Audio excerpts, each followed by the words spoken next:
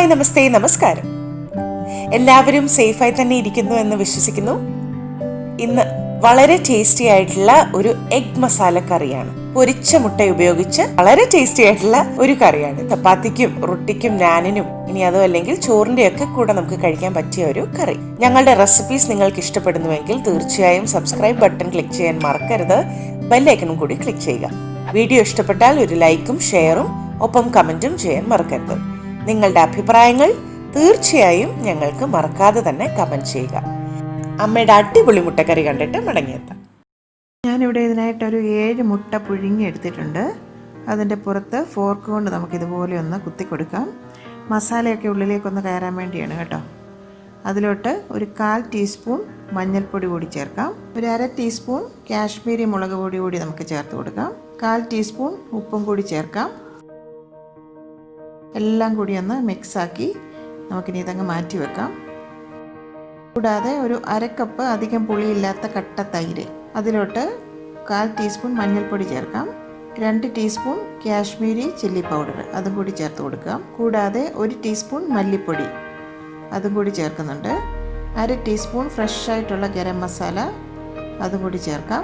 ഇത്രയും ചേർത്ത് സ്പൂൺ കൊണ്ട് നന്നായിട്ട് അതങ്ങ് മിക്സാക്കി എടുക്കാം.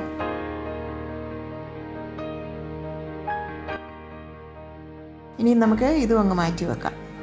ആദ്യം തന്നെ ഒരു പാനിലേക്ക് 1 ടീസ്പൂൺ കടുകെണ്ണയാണ് ഞാൻ ചേർത്ത് കൊടുക്കുന്നത്. നിങ്ങൾക്ക് വേണമെങ്കിൽ വെജിറ്റബിൾ ഓയിൽ ചേർത്ത് കൊടുക്കാം, അതല്ലെങ്കിൽ വെളിച്ചെണ്ണയിലും ചെയ്യാം. മഴക്കാലമൊക്കെ ആകുമ്പം നമുക്ക് ശരീരത്തിന് ചൂട് നൽകാനായിട്ട് ഈ കടുകെണ്ണയൊക്കെ വളരെ നല്ലതാണ്. എണ്ണ നന്നായിട്ട് ചൂടായി വന്നു കഴിഞ്ഞാൽ അതിലേക്ക് മസാല പുരട്ടി വെച്ചിരിക്കുന്ന മുട്ട നമുക്ക് ചേർത്ത് കൊടുക്കാം.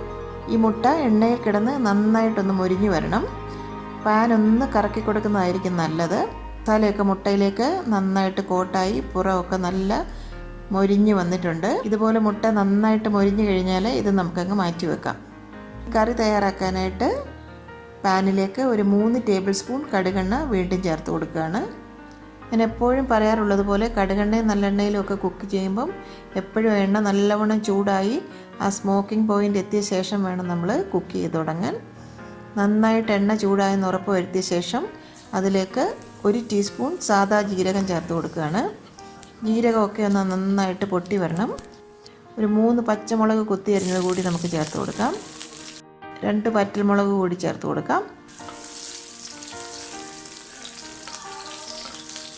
പച്ചമുളക് നന്നായിട്ടൊന്ന് മൂത്ത് വന്നു കഴിഞ്ഞാൽ 2 സവോള ചെറുതായിട്ട് കുത്തി അരിഞ്ഞത് അതുകൂടി ചേർത്ത് നന്നായിട്ട് വഴറ്റിയെടുക്കണം. ഉള്ളിയൊക്കെ നന്നായിട്ട് തന്നെ വഴണ്ടി വരണം കേട്ടോ. നല്ല ഗോൾഡൻ ബ്രൗൺ കളർ ആകുന്നിടം വരെ ഉള്ളി വഴറ്റിയെടുക്കണം. ഉള്ളി നന്നായിട്ട് വഴറ്റി വന്നു കഴിഞ്ഞാൽ ഇഞ്ചി വെളുത്തുള്ളി പേസ്റ്റ് ഒരു 2 ടീസ്പൂൺ ഞാൻ ചേർത്ത് കൊടുക്കുന്നുണ്ട്. ഈ ഒരു പേസ്റ്റിൽ ഇഞ്ചിയുടെ ക്വാണ്ടിറ്റി കൂടുതലും വെളുത്തുള്ളി കുറവുമാണ് കേട്ടോ. പച്ചമണം മാറുന്നിടം വരെ നന്നായിട്ട് വഴറ്റിയെടുക്കാം.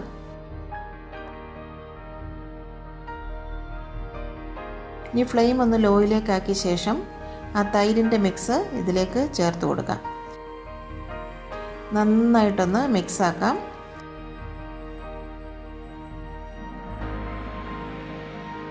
ഇനി കൂടാതെ ഒരു 2 ടൊമാറ്റോ മിക്സിയുടെ ജാറിൽ ഒന്ന് പേസ്റ്റ് ആക്കിയതാണ്, അതും കൂടി ചേർത്ത് കൊടുക്കാം.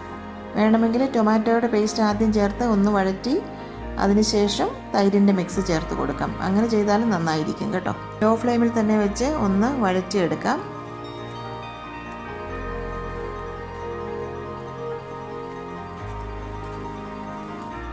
ഉപ്പൊക്കെ ഒന്ന് ചെക്ക് ചെയ്ത് നോക്കാം. അല്പം ഉപ്പ് കൂടി ചേർക്കാം.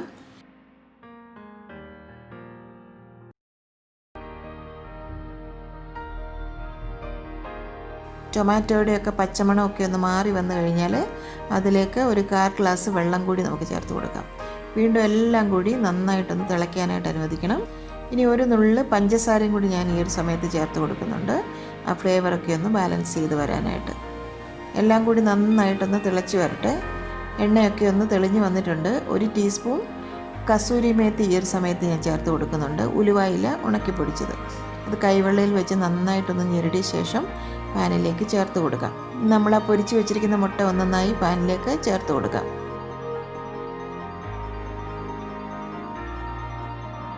അടച്ചു വെച്ച ശേഷം ഒരു 5 മിനിറ്റ് നമുക്ക് നന്നായിട്ട് എണ്ണയൊക്കെ ഒന്ന് തെളിഞ്ഞ് വരാനായിട്ട് വെയിറ്റ് ചെയ്യാം. 5 മിനിറ്റ് കഴിഞ്ഞിട്ടുണ്ട്. നമുക്കൊന്ന് തുറന്ന് നോക്കാം. നമ്മുടെ കറിയൊക്കെ ഏതാണ്ട് റെഡിയായി വന്നിട്ടുണ്ട്. ഗ്രേവിയൊക്കെ ആവശ്യത്തിന് വറ്റി, കണ്ടില്ലേ, ഈ ഒരു പരുവത്തിലെത്തിയിട്ടുണ്ട്. ഒരു നുള്ള് ഫ്രഷ് ഗരം മസാല കൂടി ഈ ഒരു സമയത്ത് നമുക്ക് അതിൻ്റെ പുറത്തേക്ക് തൂവി കൊടുക്കാം. കുറച്ച് മല്ലിയില കൂടി പുറത്ത് നമുക്കൊന്ന് ഗാർണിഷ് ചെയ്യാം. ഇനി നമുക്ക് ഫ്ലെയിം ഓഫ് ചെയ്യാം. ഇതിനെ അടച്ച് വെച്ച് ഒരു 5 മിനിറ്റിന് ശേഷം നമുക്ക് സർവിങ് ഡിഷിലേക്ക് സെർവ് ചെയ്യാം. നമ്മുടെ പാലപ്പത്തിൻ്റെ കൂടെയൊക്കെ നല്ല അടിപൊളി കോമ്പിനേഷനാണ് ഇത് കേട്ടോ. റൊട്ടിയുടെ കൂടെയോ നാനിൻ്റെ കൂടെയോ ചപ്പാത്തിയുടെ കൂടെയോ ഇനി അതുപോലെ ചോറിൻ്റെ കൂടെ വേണമെങ്കിലും നിങ്ങൾക്കിത് നല്ലൊരു കോമ്പിനേഷനായിട്ട് കഴിക്കാം. ഇത് ശരിക്കും ഒരു റെസ്റ്റോറൻറ്റ് സ്റ്റൈലിലുള്ള എഗ് മസാല കറിയാണ് കേട്ടോ. നേരത്തെ ഞാനൊരു കേരള സ്റ്റൈലിലുള്ള മുട്ട റോസ്റ്റിൻ്റെ റെസിപ്പി ഇട്ടിരുന്നു. അപ്പോൾ അത് കാണാത്തവരായിട്ടുണ്ടെന്നുണ്ടെങ്കിൽ ആ ഒരു റെസിപ്പി മുകളിൽ കാണുന്ന ലിങ്കിൽ ക്ലിക്ക് ചെയ്തിട്ട് കാണണം. നല്ല ടേസ്റ്റി ആയിട്ടുള്ള ഒരു ഗ്രേവിയോട് കൂടിയ മുട്ടക്കറിയാണ്. റെസ്റ്റോറൻറ്റിലൊക്കെ പോകുമ്പം നമ്മൾ കഴിക്കുന്ന ആ ഒരു സ്റ്റൈലിലുള്ള കറിയല്ലേ ഇത്. തീർച്ചയായിട്ടും ഇഷ്ടപ്പെടും, അതെനിക്ക് ഉറപ്പുണ്ട്. ഉണ്ടാക്കി നോക്കിയ ശേഷം നിങ്ങളുടെ ഫീഡ്ബാക്ക് കമൻറ്റ് ബോക്സിലിടാൻ മറക്കില്ലെന്ന് വിശ്വസിക്കുന്നു.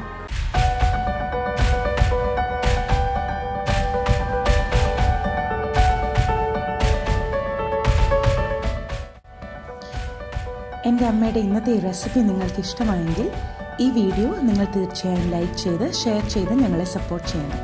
ഒപ്പം തന്നെ കറി വിത്ത് അമ്മ സബ്സ്ക്രൈബ് ചെയ്യാനും ബെൽ ഐക്കൺ ക്ലിക്ക് ചെയ്യാനും മറക്കരുത്. പെട്ടെന്ന് തന്നെ ഞാനും അമ്മയും മറ്റൊരു റെസിപ്പിയുമായി എത്തും. അതുവരേക്കും നന്ദി.